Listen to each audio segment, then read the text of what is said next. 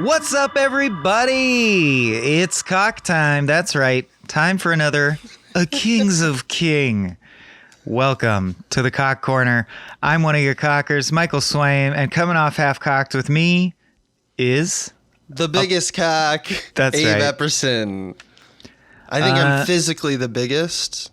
I mean, you're taller, but I think I'm wider, so it all makes sense. Are you referring to our whole bodies or just our cocks? You're taller, but I'm wider. I was talking about bodies, but you know. Then I'd have several follow-up questions and answers. Today we're talking about Stand My Bee, the Stephen King classic about a guy who's in love with a bee. No, it's Stand By Me, of course. Are you doing it? Are you doing the song? I was just humming. That we look upon shall I tumble and fall. Yeah. The music rules. Hell That's yeah, part of dude. it. Glad Yeah. you said. It's definitely part of it. Soundtrack rules. Did you know that this the song "Stand by Me," which the movie was named after, was like hit number one after this movie? Oh, as a result?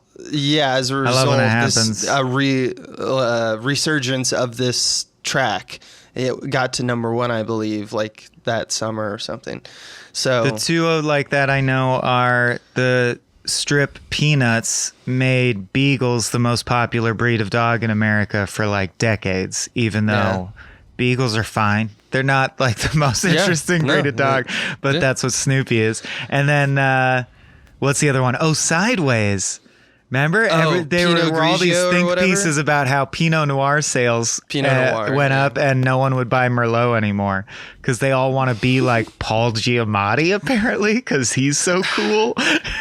Man, we're sheep. I don't even know how you do a study about the effectiveness of film because culturally it's just, so its tendrils are involved and people don't know where they get things from. But man, you can't overstate the effectiveness of a cultural moment in a movie, or just surrounding what's going on in the movie with the society itself. It's kind of cool, and this is one of those movies, right? I think it's very fitting, because this is a movie. One of my big takeaways was there are just oceans of films that are derivative of this movie. This is one of those Godhead stories that nailed so many tropes of the coming of age movie.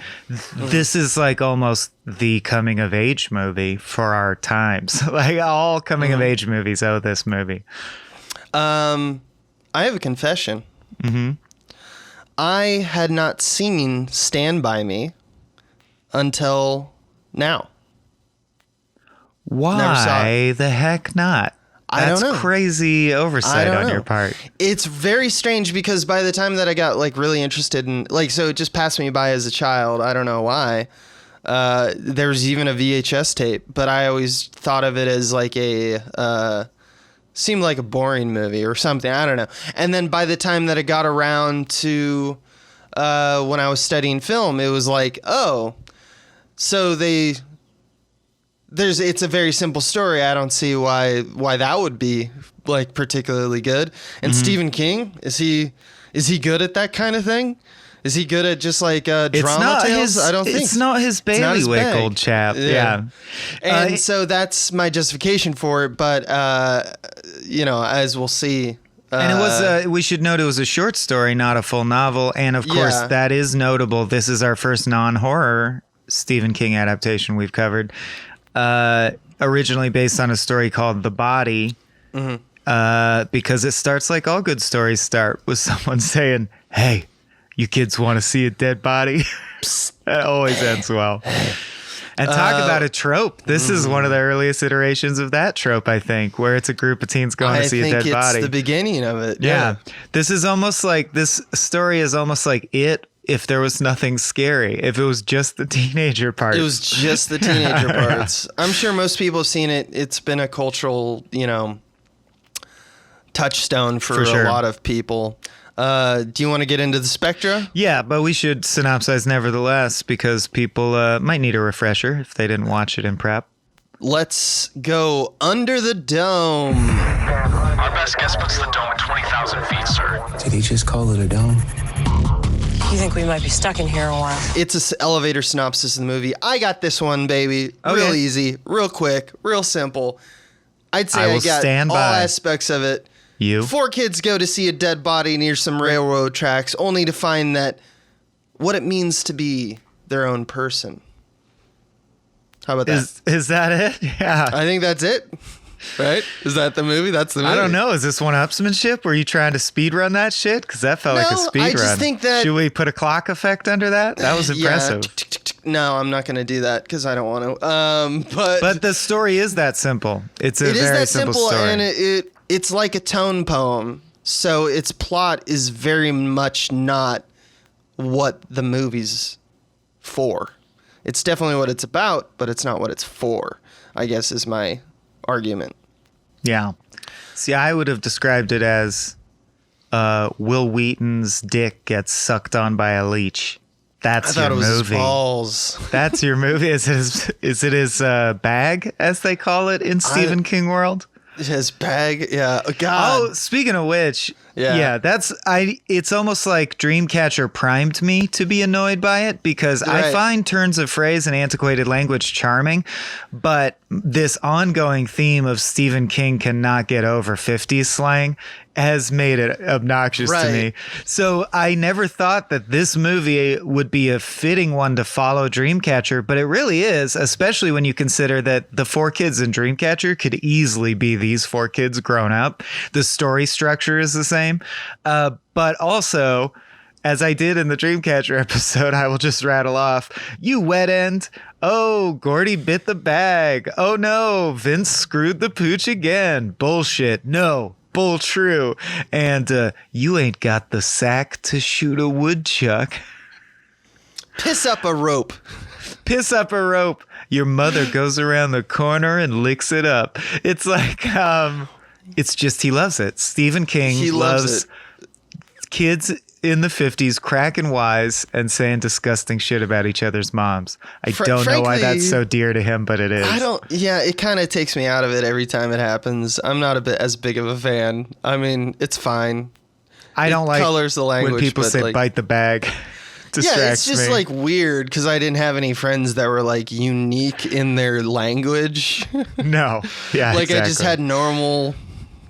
I guess normal is not even the right word, but just like I just had generic basic friends growing up. Oh Apparently. yeah, we had slang like "that's suck, man," like not Yeah. interesting slang that we invented. Yeah. Like we wouldn't even say like "go screw." We would just say like "screw you," you know, or whatever. Although like we'd use the our whole same group language. does say "kick rocks" a lot. Yeah. Hey, kick rocks. Yeah. Just because, because we're most of our friends are comedians, and comedians are insufferable, so they take bits and just rehash them over and over and over as bits for the sake of bits, and so that's probably why. Because kick rocks makes it sound like we're all super archaic, and that's kind of why I think people say that in our friend group. Slap pavements, you screw. You dag egg. frogs. To quote a You video dag game I egg. recently played. All right. Should we move on right through? But we burst right through that dome. I can't wait. We flashed speed forced right through that dome into our next spectrum, which is also named after Stephen King's story, but not a book, which I increasingly regret the lack of clarity. But this is Skeleton Crew. Something in the mist! Shut the doors! Shut the door! yeah. It's it fits well as a title, but I don't like that they hear a clip of The Mist. Because Skeleton Crew is a short story collection. Anyway, my collection. hang-ups aside, this is where we talk about basically anything about the making of our cast and crew that we think is going to play in later. I don't have much other than noting that this is also directed by Rob Reiner, who did Misery, and we did them in reverse order. So actually, This film's set in the fictional town of Castle Rock, Oregon. Rob Reiner ended up, after this movie, forming such a close relationship with Stephen King that he went on to do Misery. Stephen King, as we said on that episode, said, "I'll only sell the rights to Misery if it's Rob Reiner." And then he founded Castle Rock Entertainment, which is a production studio that, frankly, reference to this movie, churns out Stephen King adaptations, and some good, some bad, and it's a reference to Stephen King. So Rob Reiner loves Stephen King. Rob Reiner plus Stephen King forever. And just so people know the timeline for Reiner in this, this is his third film. The Rhineline obviously started in '84 with This Is Spinal Tap. This is '86. Here are the movies that are made within 4 years of each other. It's, 86, 87, 89, 90. Of the next four, starting with Stand By Me, the next three pictures that Reiner made were, in order, The Princess Bride, When Harry Met Sally, Misery. Holy jeez. What a... I can't think of, like... And then Stand By Me. Yeah, what a... No, Stand By Me, Princess Bride, When Harry Met Sally, Misery. Oh, okay. He then went on to A Few Good Men, but those four... Jeez, like, that's a good 4 years, man. And what a fun... They all seem like very fun things to work on. Like, the set experiences were probably great. I mean, my God, on Princess Bride, you got Christopher Guest hanging out to shoot the shit with. Jesus. Yeah, it's like he's kind of blasted on scene in a way. Stand By Me definitely is everyone. This Is Spinal Tap. It's like, yeah, you're hanging around with your buds, making jokes, Christopher Guest and all that. That's fun. And I love This Is Spinal Tap. He had a movie that's a little less known called The Sure Thing. But then Stand By Me really like made him solid, I think, in terms of like the zeitgeist at the time. Based off obviously I was 1 year old when this came out. So it's kind of more like, just like reading through its effectiveness over the years and the fact that it's been remembered. But I think the themes that are at play were entirely unique to itself, and that's kind of what Rob Reiner, I think, as a director, which I'll go more into what makes him effective, saw in the story and why it is kind of a standalone in Stephen King's anthology of works. And it will remind us later when we do Shawshank of just like when he does it a little bit more humble, less like premise based, what he's good at and what he's not good at, and what's surprising about this film. Shawshank, by the way, we should note, since we're in Skeleton Crew, a short story from the same collection, which was called Four Seasons or something about the seasons, because there were four stories, one for each season. I believe Shawshank was the spring one. Apt Pupil is the winter one. I think this is the fall one because it's childhood's exit from your life. But imagine writing four stories in a short story collection, and 3 out of 4 are made into films. And for all I know, the fourth one is, because I can't remember what it is. But man, he's really the Shane Black of novelists. He could just scrawl anything on a napkin and we'll make it into a movie. We love it. Just because we talk about, usually in this section, we talk about what Stephen King thought of the movie. Stephen King apparently was floored by this movie. Not only is it well known because he's talked about it multiple times, but in the initial screening that he viewed, he had to take like 15 minutes to compose himself. Now, I don't know where he was in his life, if that may have meant like do some cocaine in the bathroom, some cocaine or something, get his shit together. But he came back and he was like teary-eyed, and he quote said, "This is the best film made out of anything I've written," which isn't saying much because at this time, it was a little early. Correct, but he says, quote, "You really captured my story. It's autobiographical." So like there's something to be said about that. And then later in Blu-rays interviews on like the 25th anniversary and such like that, he still indicates that this is one of his favorite films that has been translated to film from his works. So it might be one of the top ones for him now, considering the entire range of all the things that you'll hear in the show, and his, the totality of his, text to cinema kind of works. This is apparently one of the best for him, which I'm sure that's got to feel good for Rob Reiner, especially because he was pretty young as a director at this point. Oh yeah. Yeah. There's one little thing that I thought this has nothing to do with anything, but I saw this in like doing a little bit of research, and I thought it was really hilarious, and it has nowhere to be other than this section. Apparently, so Kiefer Sutherland, who's in this film, he plays the quintessential Stephen King bully, like absurdly psychotic teen bully, to be used as a trope by Stephen King time and time again for the rest of his career. Yeah, he gave in an interview a little example of what, like, all the kids were having great fun with each other, and we're like up to pranks and, make 'em ups because they're kids and all. And there was a Ren fair that was being held, and the cast and crew attended at one of the locations, and they bought some cookies. And the cookies turned out to be like cookies. And the crew found Jerry O'Connell crying and high as fuck somewhere in a park. In a Ren fair. Which just... That's not funny. With like an orc trying to comfort him. You're going to be fine, kid. Yeah. It's not too... Because, like, remember, he's a kid. No, and they don't know what drugs is. Could have shut down the shoot. That's a major legal issue as well, It's a whole deal. And it's funny to me, though, for some reason, because it's Jerry O'Connell. And, of course, of all the kids to happen... who are in this film, of course it's Jerry O'Connell. I was gonna guess Feldman, man. I mean, when I think drugs, I think of Corey Feldman. Well, these are kids, but like I just think it's funny because Vern is the guy that they all pick on. So it's just like, man, he can't catch a break. And it's also funny because it's because he even self-referentially in the film talks about it. He's like, yeah, ganging up on the fat kid. It's funny that the fat kid's big problem was that he ate cookies, and that's just sad. I talked about this when we covered The Burbs, another Feldman vehicle.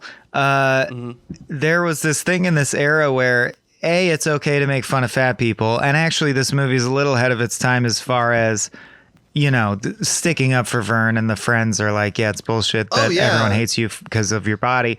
But at the same time, I just think it's funny that casting-wise, to cast a character who everyone in the universe perceives them as fat, you'd have to cast a much fatter kid.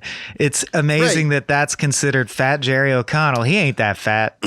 I'm fatter than that now. That's one of the things, because as like a lifelong fat kid, man, like I think this film does it right because, like, obviously everyone's gonna have their own opinion, but my opinion of it is that like it's just like. It's fun for jabs and stuff because there's no anger behind the words. There's no like ridicule. It is ridicule, the friends, poking and jabbing at each other. There is ridicule in that, but it's like a heartfelt one. The one that I remember experiencing, one that I remember like dishing out myself, to other friends.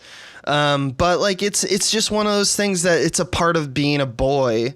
And having friends that are also little boys, and it encapsulates that nostalgia or that age, and it plays to the movie. So it's one of the times that I'll be like, yeah, it's not great in terms of like, I know it will be considered, I think, through time fairly problematic, but I would go to bat for the fact that it's like, well, that was my experience though. Like, I had no ill will towards that. But other people who meant it, I just think there's been literal and figurative inflation. Like, the fat guy in The Burbs that everyone calls fat, I would call... He's just not that fat. He's pretty doing all right, actually. He's husky, but not entirely obese. Yeah, absolutely. It takes place in 59 and it has all the, I guess we should move on because this isn't Skeleton Crew, but it has all the dated stuff. They drop the R word for people with, different mental abilities. And they're also 12 years old, so they're not going to not be insensitive. They talk about fucking and all the each other other's ones who moms use it and all are that stuff.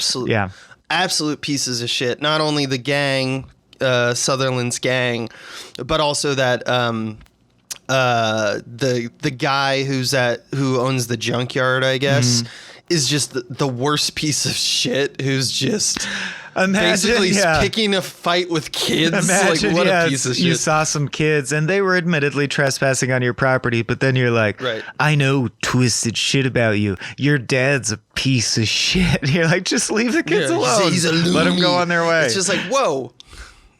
Yeah, so at least there's no like, I guess the kids, it does satisfy that. But kids in film, it's different because you've seen Larry Clark's Kids, right?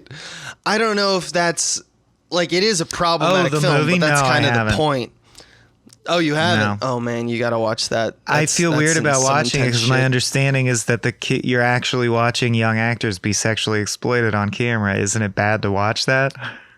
It, in a way, absolutely. But its effectiveness is an entirely different. Is it a Harmony Korine? I like Gummo.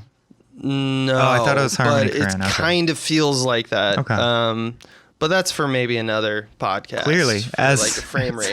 I would love to talk to you about that. What you think about the verisimilitude? I still gotta watch Vast of tonight. Those characters. That's not the point.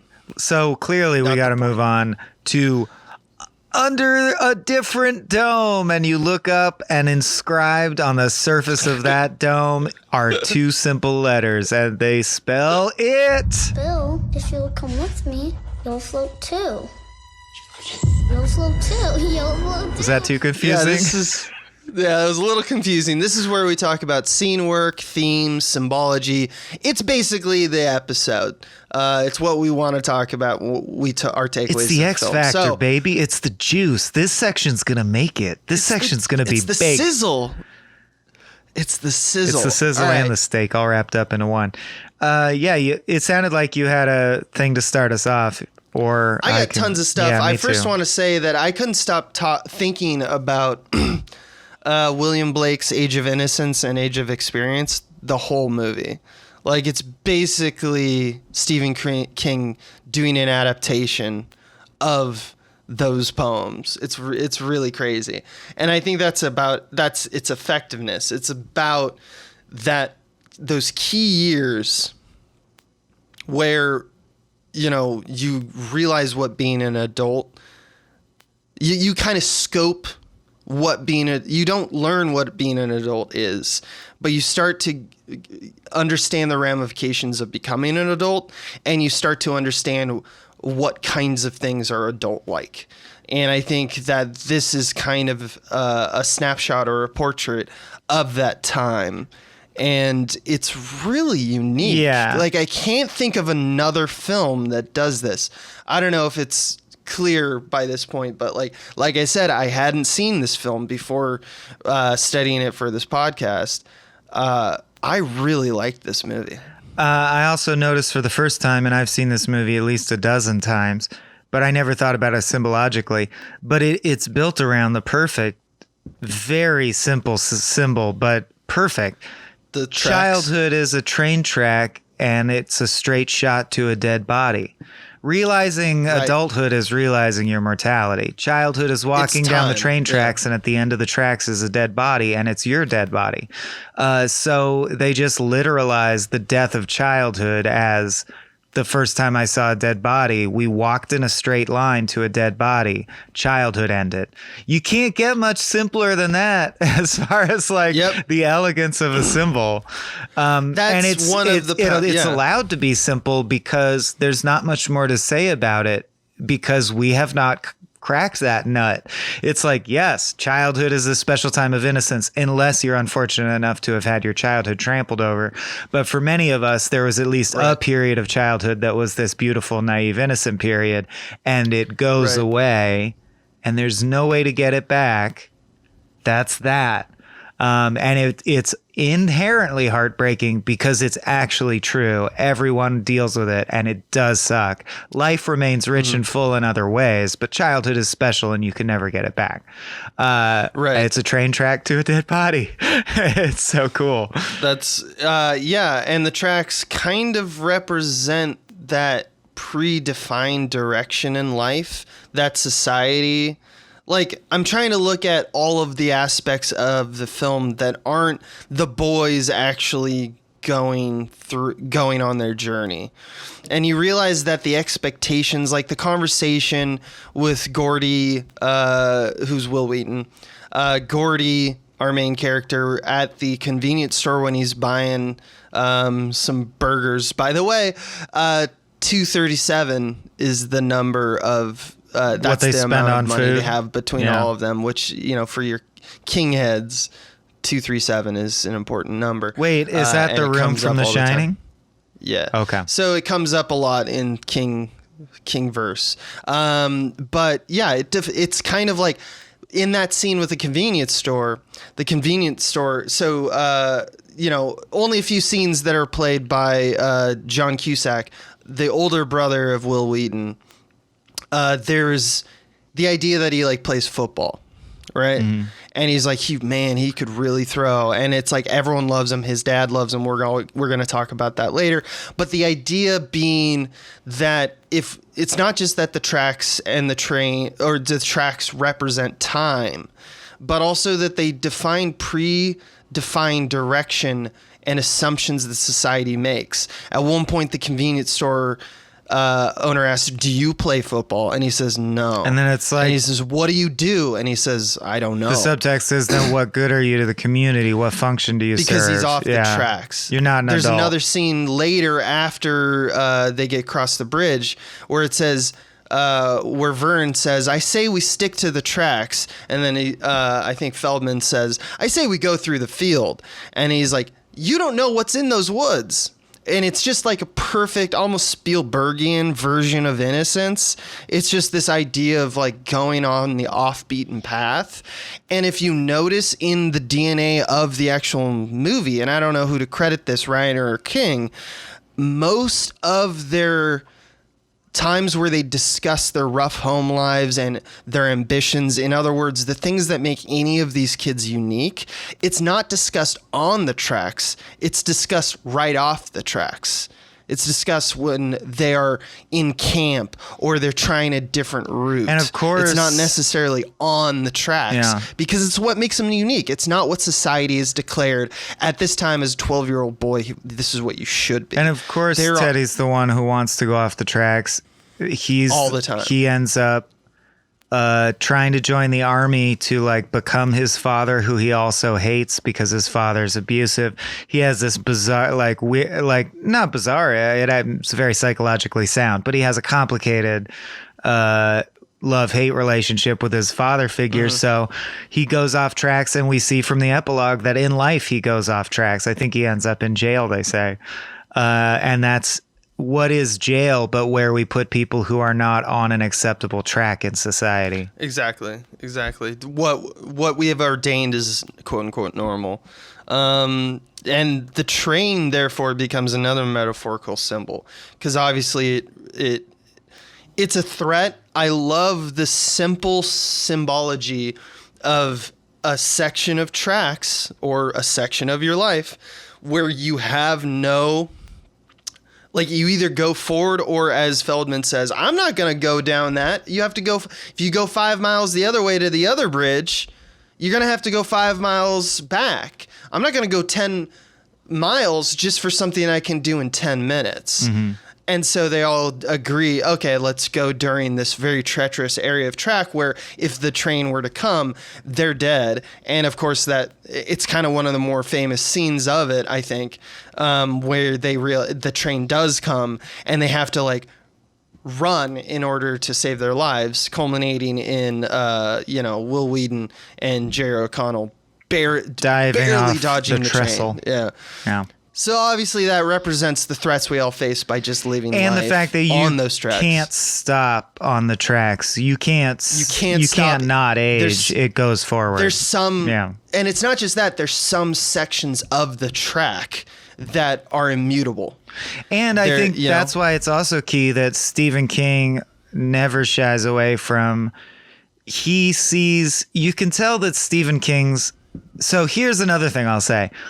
The movie ends with a Doogie Howser-style journal with him saying, I never had friends my whole life ever again that were like the friends I had when I was 12. Jesus, does anyone?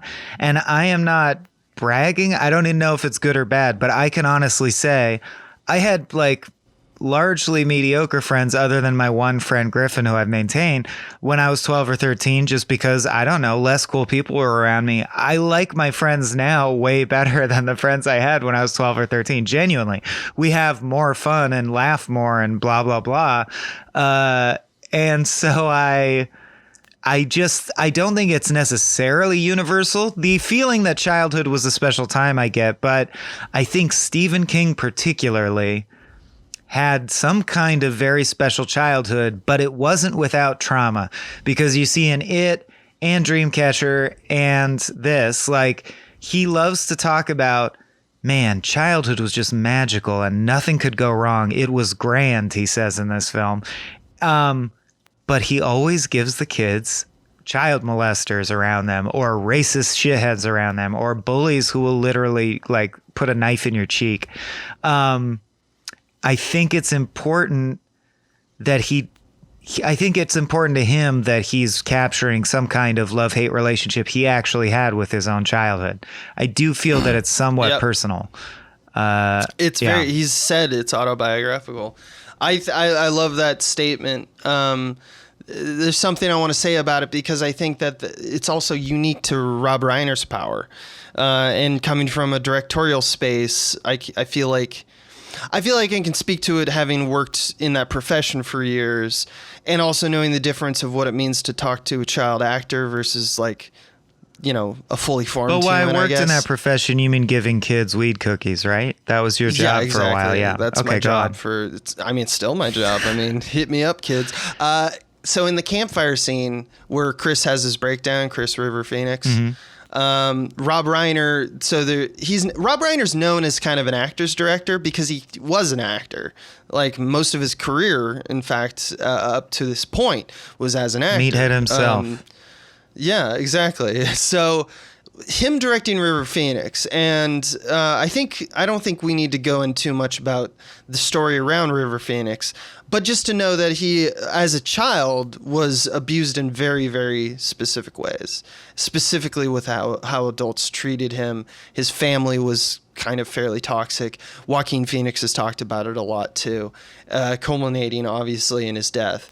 Now, there in that scene, in the campfire scene, Robert Reiner did something very specific, which I thought was very telling of how good he is as a director, especially working with kids, because he asked him a very specific question in order to get him ready for the scene. He said, think of a time in your own life when an adult had let you down, and use it in the scene, which is such a good note for like a kid who's actually starting to get a grasp of what acting actually means. And Phoenix did it. They used that version in the cut. And the point, I guess, best of the story, acting moment in the whole movie, easily. It's so good. So good. Here's the thing. After River Phoenix reportedly could not turn that off then. Because of what was going on in his life, and the fact that most of the abuse was very much so adults who let him down. Letting him down. He was very upset. And he had to be comforted by the director. Rob Reiner apparently took the time, shut the thing down for a while in order to make sure that his friend, this child, was okay. And that's, I think, when we talk about actors, directors, just as me on my little soapbox as director thing, because a lot of people have different views about how to direct a film. And I think it's going to become increasingly more relevant when we talk about, when we stack this up in the, you know, pantheon of King, is that another big film up there is The Shining. And I just wanted to point that out before we do that later in this podcast, that this is a guy who not only speaks to children like humans and asks them to be collaborative, as in the way that only kids can be collaborative, he chose not to approach that scene with, how do I communicate to a human, and then limit it to a kid, because that's how much a lot of directors do that. A lot of directors. Dude, yeah, it's like how do you get someone to you're a smaller human, that right? place where they're really broken down. I could break them down, or I could invite them into the process and ask them about times they felt broken and have them empathetically, consensually tap into that. And you can get the same result. Yeah. And then when I accidentally, unknowingly, because I don't think Rob Reiner or anyone really knew what was going on, that shit came out after. When he saw someone upset and crying, he acted accordingly. He was like, let's take these kids to a Ren fair. That'll solve it. And then we know that'll solve it. My point is in terms of like, when I look at myself and who the director I want to be and the person that I want to be when working professionally with these kinds of situations and talking about harder stuff, I can't stand Rob Reiner more. Yeah. Like he's the type of director I want to be. You know what I mean? Absolutely. So I thought that was moment, just to bring it on home on the close reading level. I think it's so extra poignant. We talked on Frame Rate and Bone Tomahawk about the treatment of true like graphic trauma and terror, and how empathy is the key ingredient to making you feel that it's horrible. And there's something especially heartbreaking that takes such a deep understanding and thoughtful craftsmanship, that his line is so specific. And it reminded me of The Wire, because The Wire repeatedly pulls this trick where it's an elegant, subtextual, immediate shift where you understand that for all of someone's bluster, they still did hope or think the system would work. And it's a moment of them really knowing, even though they said they knew it, really knowing they're alone and they're fucked. And it's specifically that he starts to cry and says, I just never thought a teacher. And it's like, oh, yeah, you were the kid saying homophobic jokes in the treehouse with cigarettes rolled up in your sleeve like a goddamn tough guy. I thought you knew adults were bullshit. You say adults are bullshit all the time. Deep down, you were secretly hoping they weren't, though. You were hoping because someone's a teacher and an adult, that means they wouldn't steal from you. No, all the shit you say offhand adults are full of shit. It's true. Adults are full of shit. And for it to really strike home in that moment that he was like, I didn't think a teacher would sell me out, is heartbreaking. Oh, it's so good. It's so good, and this is perfect, because I want to keep churning in this like a termite, just keep eating through this wood that we're going through right now. Here's the thing: the next scene has another amazing symbol to me that I almost gasped when I saw it. I was like, "Fuck yes, fuck yes!" That was what was going on in my head, because the scene immediately after that scene is a scene where we have Will Wheaton, we have Gordy sitting on the tracks. He has the gun. It's off to the side. He's reading a comic book, and it's about 90 seconds. A deer walks up, realizes that he's there. They maintain eye contact for a second, and Will Wheaton smiles. And then the deer gets scared, spooked, and runs off. Now, this scene hit me for some reason. Just importantly, I think then we get the narrator's VO saying, I kept that to myself. I never told anyone that happened. I've never spoken or written of it until just now. It's a very intimate moment. And the scene really hit me because it really nails the atmosphere of the movie. And I think there's a pretty wonderful symbol in this as well. I think it's representative of the positive aspects of new experiences, because we're going to talk about the tracks, and we're going to talk about how like life and experience, like when we discuss, that's why I keep bringing up William Blake. William Blake had a very uniform version of how that works. It's like a one-way street. You are born, you're innocent. It kind of comes from like Christian tradition. You're born innocent, and then over time, the cruelty and brutishness of life turns you into an experienced adult who's aware of the harshness of reality. There's something beautiful about this moment because Gordy, who is very much so, like because he's the writer and he's like, it's in the DNA of the movie. He's the creative one. He makes stories, all that. Of course, it's perfect for him, not just because he's the main character, but because of his particular arc, that he would be the one to acknowledge the fact that, and he is the one who says, I don't think that we're going to go see a dead body, kids, like friends. Maybe this shouldn't be a party. We're acting like we're having fun. We're going to go see a dead kid. They just thought it would be something to do. That really is it. They just thought it would be something to do, and then that's, life and takes how its turn. adult is it to be like, actually, maybe we should be treating this solemnly like adults would. Yeah. Right. And the absolute,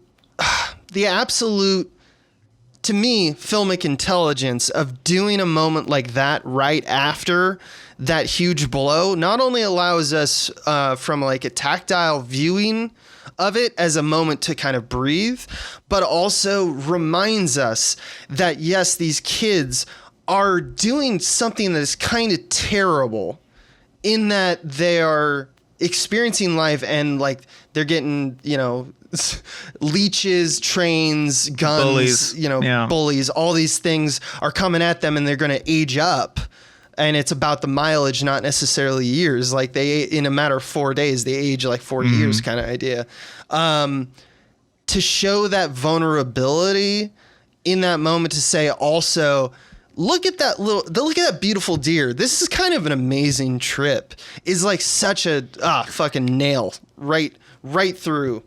It's true, and the trips I remember most fondly also had some of the most epic fuck up moments or like difficult, grueling like issues happened or whatever. Those times stick in your mind. Things that cause great pain and great joy blend in a way as they shrink in the rearview mirror. They just become important moments, and I think to just take home the symbol of the deer. Traditionally in literature, I found that the deer is representative of vulnerability or like helplessness, right? Because it's prey. It's a prey animal. We eat it, so it connects shaky. us to like humans. Yeah. They're shaky. And to follow that up from a scene where Chris is the most vulnerable. And he's witnessing an intimate moment of vulnerability from another living creature. I get it. That is a great symbol. I think what they're saying is, I think Gordy's kind of smiling at his friend, saying, you're vulnerable and you feel alone, but you're not. I'm here for you because I'm your friend. Yeah. And I think and that's why Stand By Me. That's the point of it, right? Like that's why it's and called yet that's Stand how By he Me. nails the bittersweet tone that I think so many coming of age movies fail, is they never shy away from making the growing up part actually suck. Like for all the affirmations that, well, deep down I'll always be there for you, the epilogue is like, and then we quickly drifted apart and I stopped talking to them. I don't know exactly why. There was no big falling out. That just happens. And you're like, that does just happen. That sucks. Yeah. Very realistic. Yeah, I love that scene a lot, and it's over and gone in a very quick amount of time. What do you think about the editing in this movie? I didn't make any particular notes about it, so I guess you should start. That sounds like you have something. Well, I just wanted to ask you, because like if you look at the editing in like the treehouse, like at the top of the movie, where it's like Usually, when you and I were editing, side by side, doing our muskets thing and doing some crack stuff, we'd use this. We'd use the term ping pong, right? Bounce back, bounce back. It's all about the reaction shots. If you look at the Treehouse editing, 100% that's our editorial pace. Like you, Miz, and Michael. It's in my opinion, because it edits like the way I see editing. This editing pace is blazingly fast. And I think that the only time that there's one misstep, in my opinion, in this movie, in terms of that editorial pace. And it is when the body scene. I don't think they ever should have shown a close-up of Brower, the dead body, I disagree. Well, wow, they did. Be fun. So how are you saying it's a misstep then? You think it should have been a longer close-up? I think it's a misstep because, they missed a wide. Oh, see, I think they should have. My analysis. Well, you have a deeper analysis, so I'll just say my 2 cents, then you can go. But please. I think it would have worked really well as the Pulp Fiction Soul in the Briefcase or the... Lost in Translation, what does she say? Like, I just could have seen Brower's legs and seen their reactions to it, and it be something that you understand is horrible to look upon. That would have worked for me. That makes sense based off what you're saying. But I think the body's more than that, because I think that if it's just the realization that life ends, and we want to dwell or focus or meditate on the futility of some things, then absolutely, I think you're right. Then the body becomes something to be almost dismissed editorially. But that's not what this body is, because we got to put it through the lens of the main character. I think Gordy, and the reason that it's important for Gordy to be one who stands up for the body. In the end, because he's the kid who takes out the gun and says, "You get the fuck out of here, Keith or Sutherland." Gordy at home. This is my analysis, bite the bag, so I you could wet be wrong. end. Yeah, Gordy is treated as an empty shell by his parents due to the death of his brother. The whole film, his father and mother are introduced by not caring to acknowledge him or foster his growth and development because of their grief. And yeah, that's for sure. But even his friends tell him they need to get their shit together because you're still developing. Even in his dream, which obviously I think we're supposed to take as not a non-reality, but it's definitely what he's thinking. His father literally says at the funeral of his brother, "Should have been you, Gordon," or should have been you, Gordon. That's a version of how they actually treat him in reality, and his story in this movie is about him realizing that, and that he hates his dad. He fucking hates his dad because he is a kid forgotten. Right. Ray Brower, the dead body, also represents the divergence of innocence and experience because the boys themselves are forgetting their boyness. So it's been replaced by the series. It's just off the tracks. It's representative of death. It's caused by the train. And it's you. I mean, I obviously got that it is you because you could easily have been the very same accident that killed him, almost killed you on your way here. It's the same thing. And there's been a few times that we've talked about, I believe in this podcast, but I've definitely talked about it on other podcasts. There's a moment in cinema that gets redone all the time. It's just one of those things that's just true, and like everyone, like a lot of filmmakers have done it because it just works, and I think that this film should have dipped into it, and maybe they avoided it in particular, but I think based off the year it was made, I think that it's just a misstep.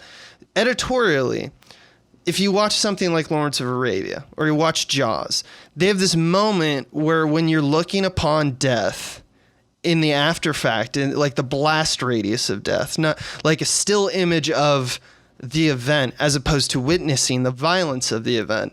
There's something that happens about the meditation on that, which is that things kind of move on, but we are kind of held hostage by that moment. I'm thinking of in Lawrence of Arabia, when he flies off his motorcycle, like kind of the last shot of the film, the glass is just wisping in the wind.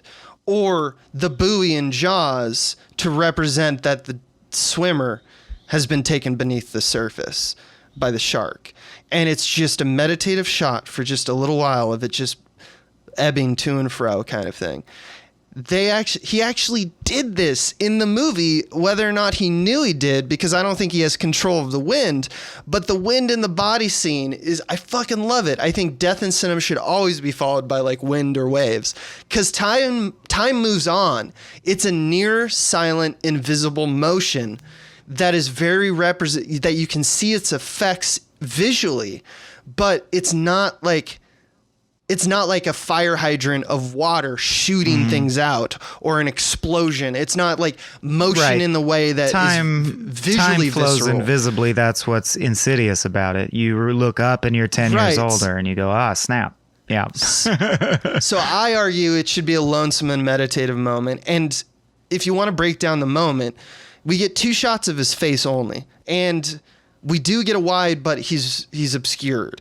And I don't know why there's not a wide of the kids looking at the body from like a distance. A pause, like a meditative pause. I'd buy that too. Yeah, for sure. Right. Yeah. Because that's also the bread and butter of how he's using lenses. He uses a lot of long lenses on this film. And he doesn't hold on it. It specifically avoids holding on it. If you rewatch it, tell me you don't want to see like his face for longer. Even when if we're going to see his face at all, it should have been longer. I had that thought. It does cut away fast. I think Do you my remember brain that? just went the other way, where I'm like, well, if you're only going to show it that long, don't show it at all. Yeah, totally.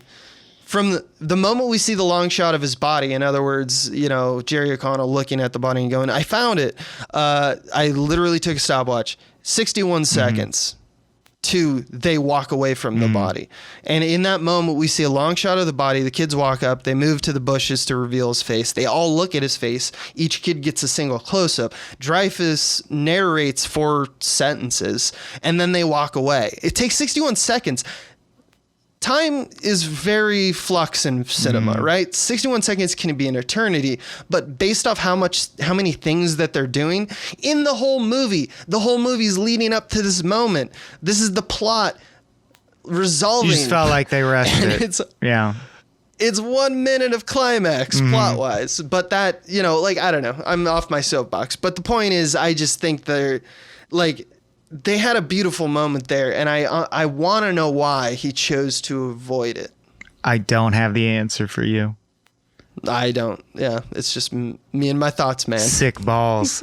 Okay. Yeah, I don't have the answer, but that was a worthy diversion.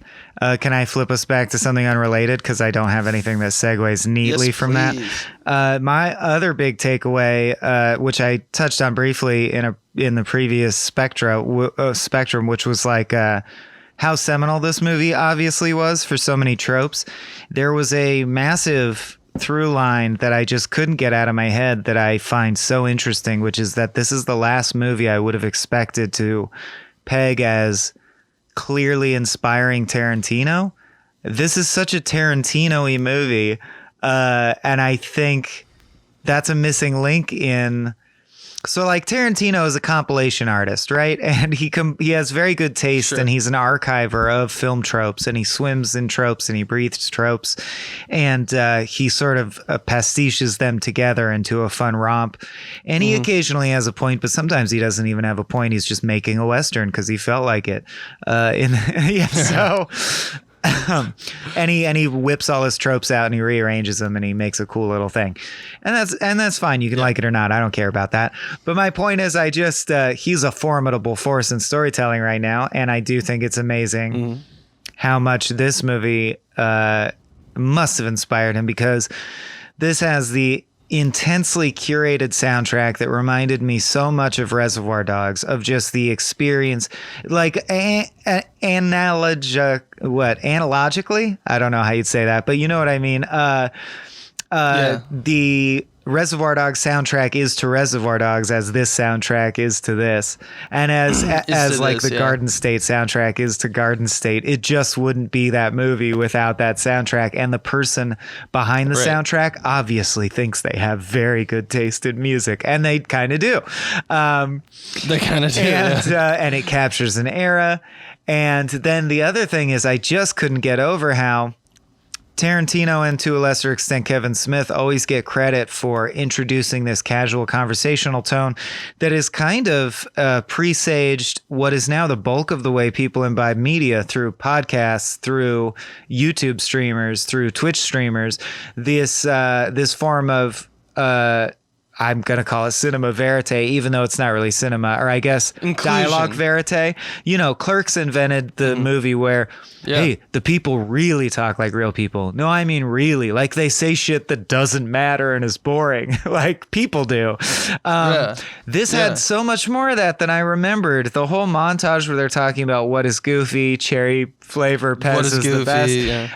And it wasn't just that one. Let me scroll through real quick and look for the title that says Tarantino. Oh yeah, to talk about whether Mighty Mouse could beat Superman.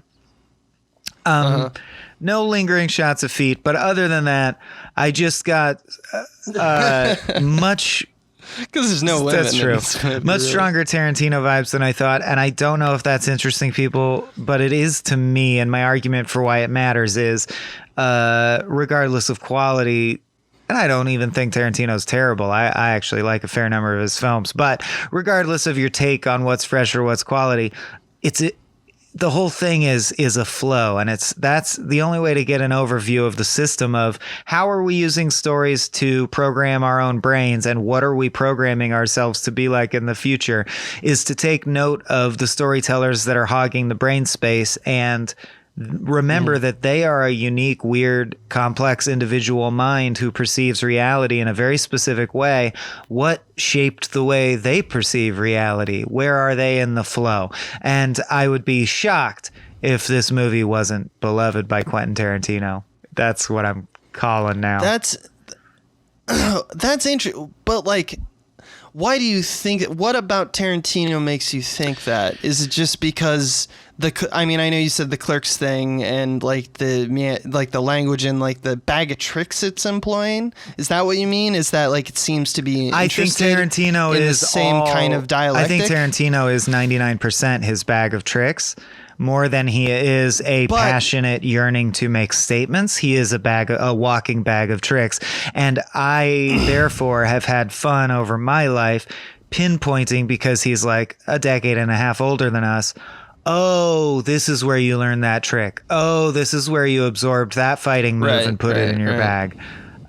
Yeah. I think it's not the type of movie that Tarantino No, not at all. likes, That's why I find it an interesting one to call out. It's same as when, and you can only do it with these directors who are so loud. Like Wes Anderson, I will see an old movie and go, that's where Wes Anderson decided he loved that shot. Where he got it. Yeah, that's interesting.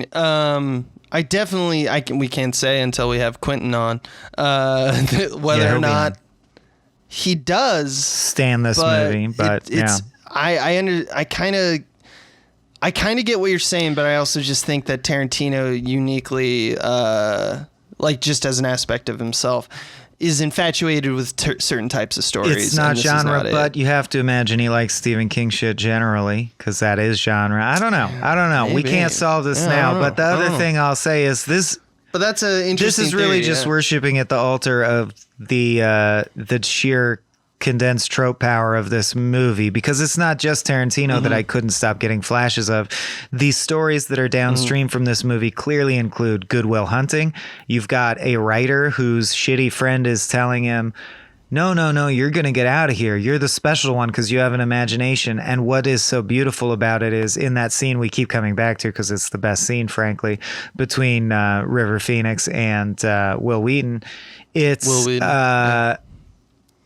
You get the sense that his his desperation and belief that his friend will make it out and will be a famous storyteller is twofold. One, it's that he's genuinely his friend, so he wants good things for him. He wants him to value. I know you like writing, so no, don't let your dad tell you that's not worthwhile. You should do it if you like it. Your dreams should come true. Man. Do what but you want. also, but your life will not be like my life. You can tell my story on my behalf. It's that Goodwill Hunting. I'm 13 moment. and I can already tell I'm doomed. I'm going to get stabbed in the throat ultimately. But like, I already feel like no one tells my story and you're going to make it out. And I know you. Just please absorb my trauma so that it can be enshrined. And I find that's such a fascinating arc that's played out in other coming of age stories very frequently. I was also very much reminded of the Donnie Darko Smurf scene. Mainly when the bullies are hanging out, playing mailbox baseball and talking about dead bodies and shit. I was like, this is so Donnie Darko. And then I realized, no, this is so coming of age movie. Yeah. Damn, this is like the coming of age movie. It nailed all this shit. It kind of is. Yeah, it's the best compilation of it. On that note, though, I do want to ask you something, because when we're talking about like the agency of like not broken but damaged characters in this movie, I wanted to bring up Ace, Kiefer Sutherland, and Teddy, Corey Feldman. They both have a scene where they dodge a train, or in one case a truck. What about each of them makes them want to do this? Is the experience of near death because they need to feel noticed, or is it because they need to feel alive? What's your take on that? Because I noticed that parallel and I was like, what's that all about? And I think I have an idea, but I want to hear your thoughts.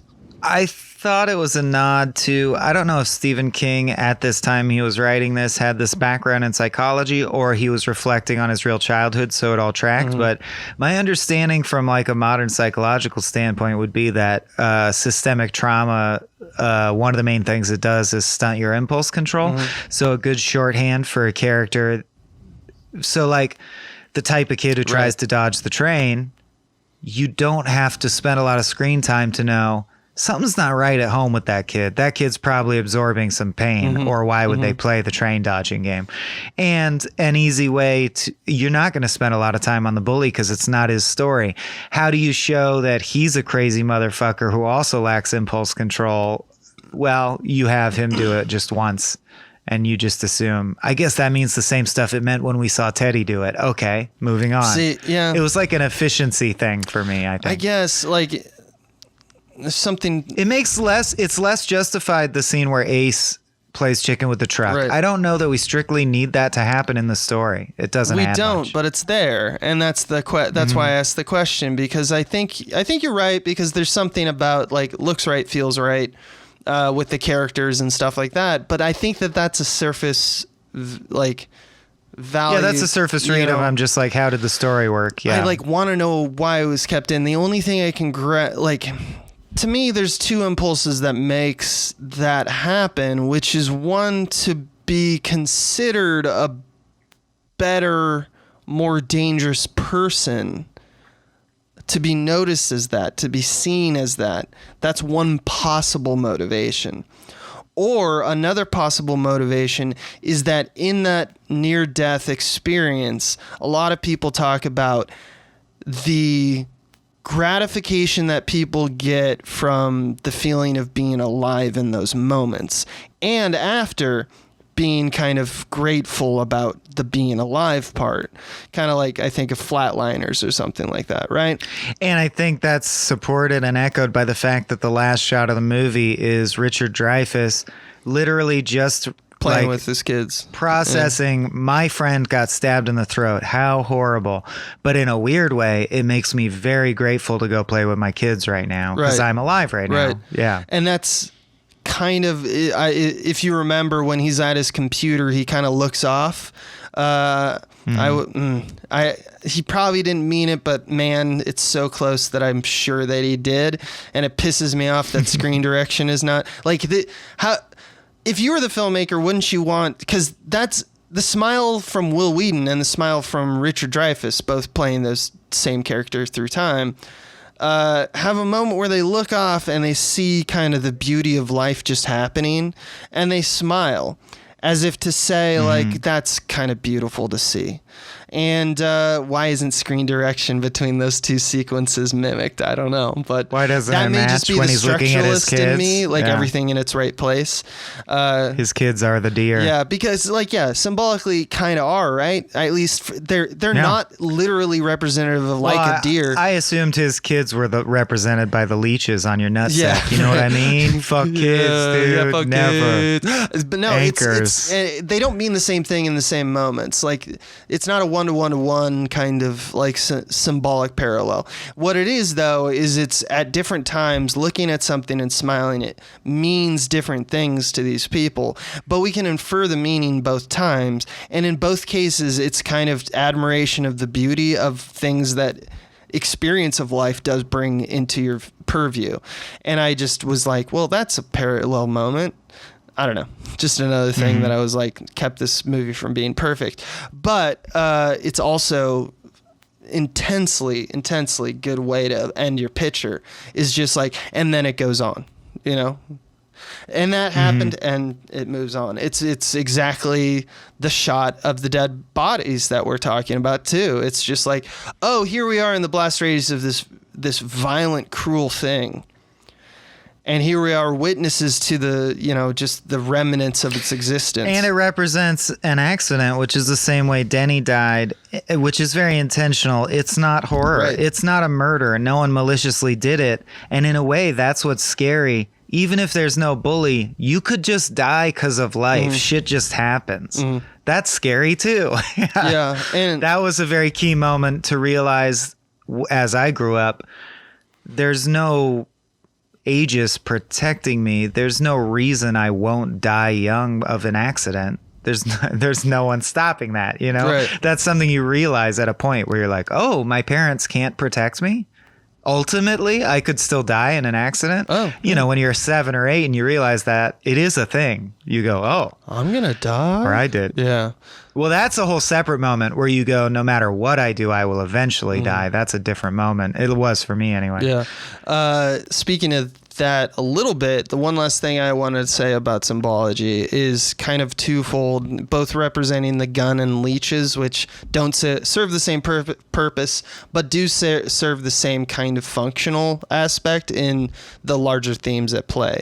And obviously the gun kind of represents masculinity and power. It also represents death. The idea of a loaded gun that is unexpectedly fired by a boy is a pretty perfect image, because they're unexpecting of the violence that they are capable of themselves through this device. The shock of becoming an adult, and in this case men, is kind of that's how we started. Oh, I have more power, and They in the have more same power, instant, yeah. I have more responsibility. Exactly. Yeah. And that's why when he then Gordy uses the gun to thwart, essentially just like, how good are the lines, by the way, in that altercation between him and Kiefer Sutherland, where he's like, Not that great, and I only say that because of the line, you don't have the sack to shoot a woodchuck. I'm That sorry, no one would sucks. ever say that. Even in 1959, no one said I that. love what are you gonna do, shoot us all?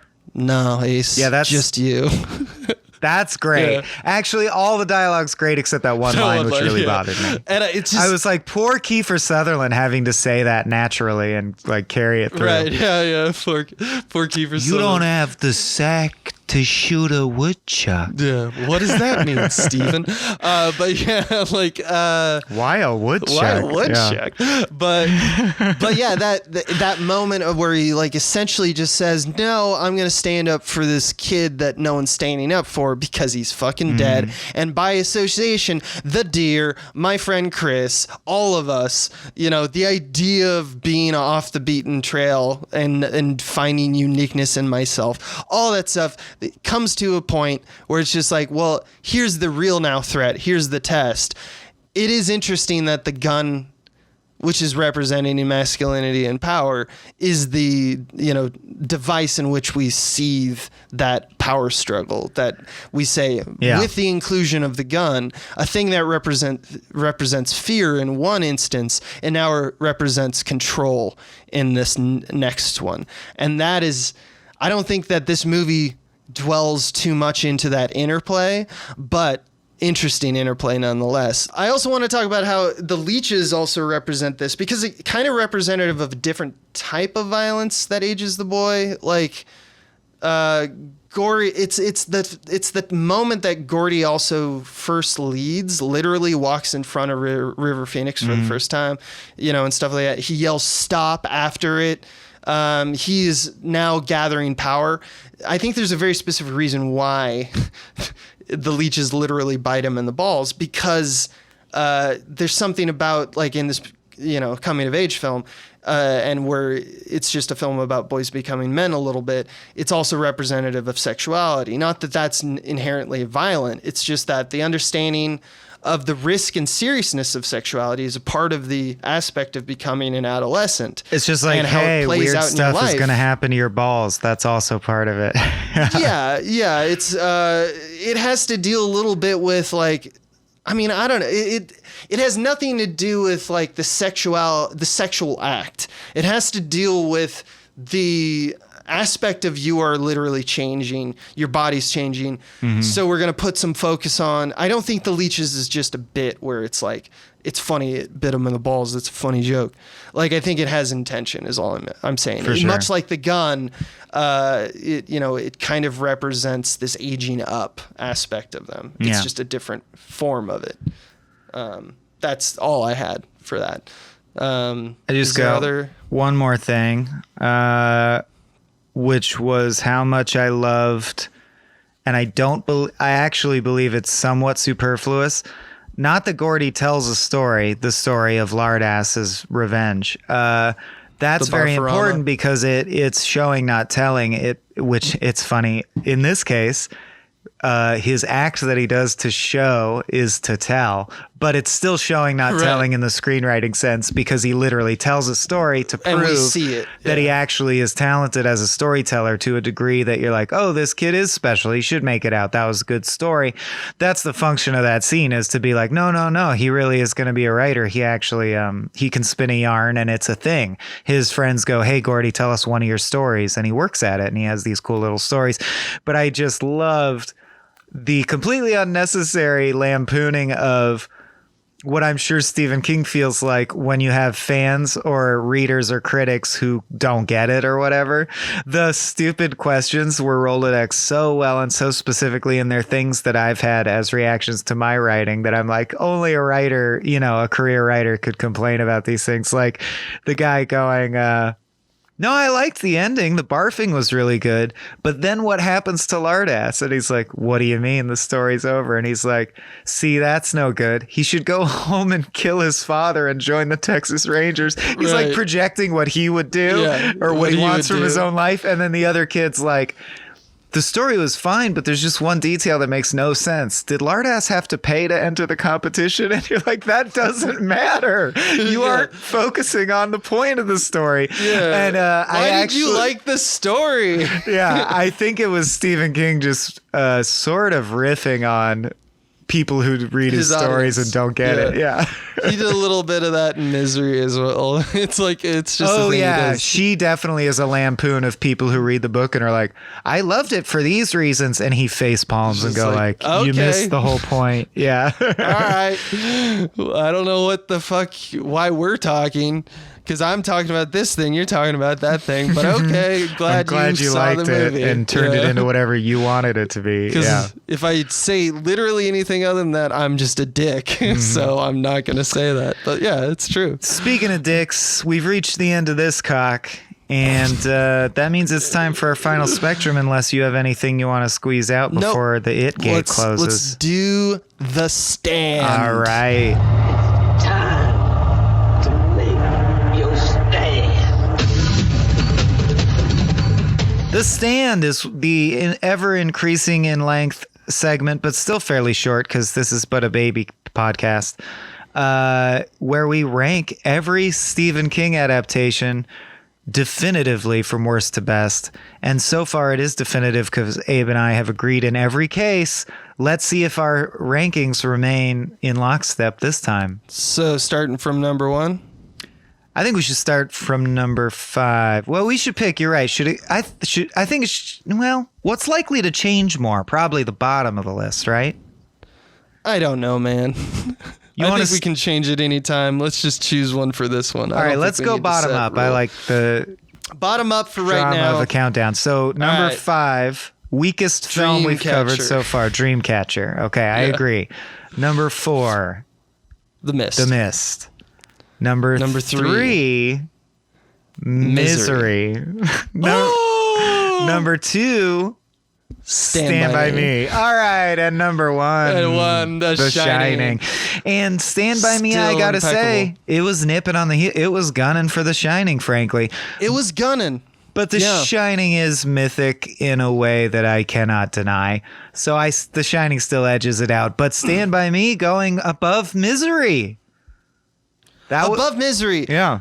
I think I kind of want to justify this. I'm so glad you agree with me. I was coming in with I had a whole thing about, if you disagreed with me. Mm-hmm. But I will say for the audience or anyone who disagrees by a whole with that, thing, he just means a beating. I had a beating. Yeah, I was going to beat him.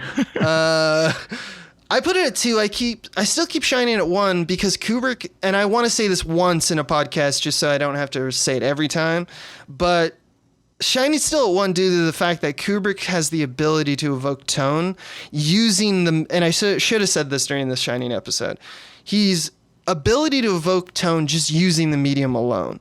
What I mean by that is that this film evokes a lot of tonal resonance for me, but Kubrick dishes between real and unreal, which is, in my opinion, one of the hardest things to do in a movie. He mixes different qualities and disciplines of filmmaking and makes them all cohesive in one film. It's Kubrick more virtuoso than this. He really was a weird, crazy genius on kind of another plane.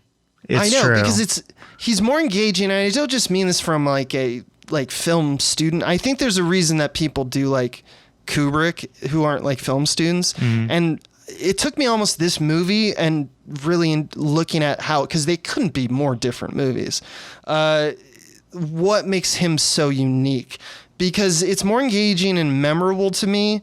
Because Kubrick can cue into what makes us in the same 10 minutes. What makes us squirm, what makes us retch, what makes us just uneasy, what makes us hate something, or just what makes us excited. And it's pinpoint precise. He's like a Formula One driver, kicking us constantly into different gears. But he had a really hard time encompassing things like the deer scene. I can't think of a Kubrick moment that's about simple joy. That's not really his bag. So, that's not his bag, but yeah, that's well said. And I think in hindsight, we can comprehend it, but in the fresh viewing of it, it's just elegant and we're immersed in it.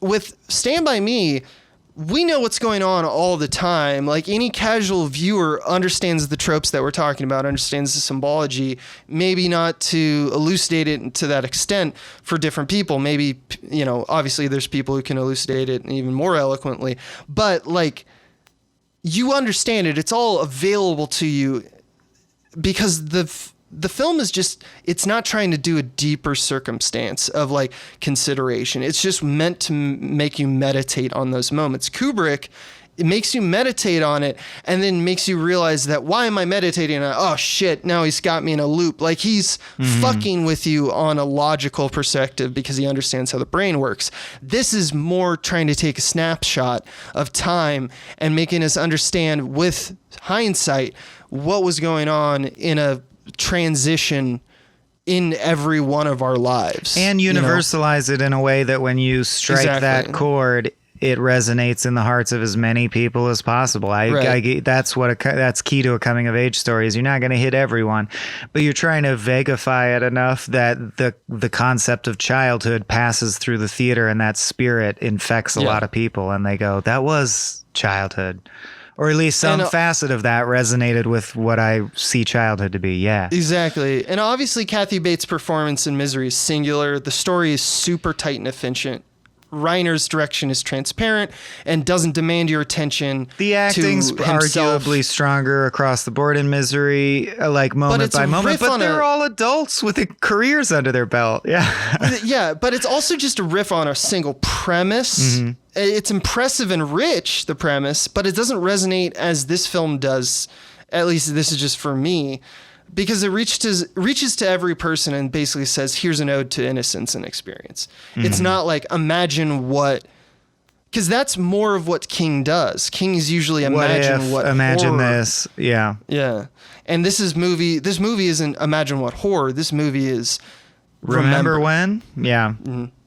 And that's And Dreamcatcher is Dreamcatcher. it's just a guy making a fart sound with his mouth. That's all it is. But the fart has eyebrows. And it's asking for friction tape. Yeah, exactly. Who the fuck says friction Get tape? the friction tape. Get the friction tape. I think that's it for me. That's it. That's the sode, as Tom Ryman has stuck in my head now. I think that's a sode. I think that's a song. Dave, do you have any movies that deserve more hype for us? No? No? All right, Where go are fuck you? yourself. Go fuck yourself. Another Kings of King brought to fulmination. This was a good episode, man. Thank you. Yeah, this is fun. All right. Yeah. Bye, everybody. Yeah, so long. This has been a Small Beans endeavor. We're a bunch of pals who make podcasts, sketches, music, web series, and movies. The Beans always have new ideas percolating, so make sure to check us out at patreon.com/smallbeans.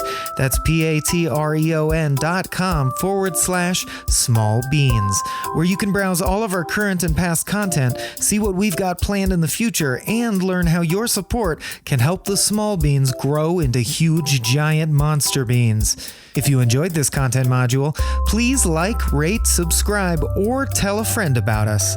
We love you.